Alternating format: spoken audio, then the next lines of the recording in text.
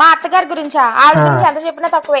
ఇంట్లో వాళ్ళ అమ్మాయి పని చేయకపోతే అమ్మో నా కూతురు అలసిపోయింది అంటది, అదే కోడలు పని చేయకపోతే దీనికి కొల్లంగట్లేదు అంటది.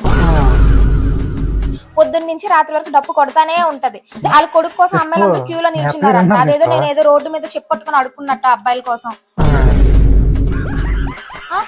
ఎప్పుడు చెప్తానే ఉంటది, నా కొడుకుని నేను గారాబంగా పెంచానమ్మా అని. మా అమ్మ నాన్న నన్ను ఏదో మీషో నుంచి ఆర్డర్ చేసి తెచ్చినట్టు. ఈవిడేమో రోజంతా నా చేత 10 రకాల వంటలు చేర్చుకుని ఏసీ గదిలో తిని పడుకుంటది.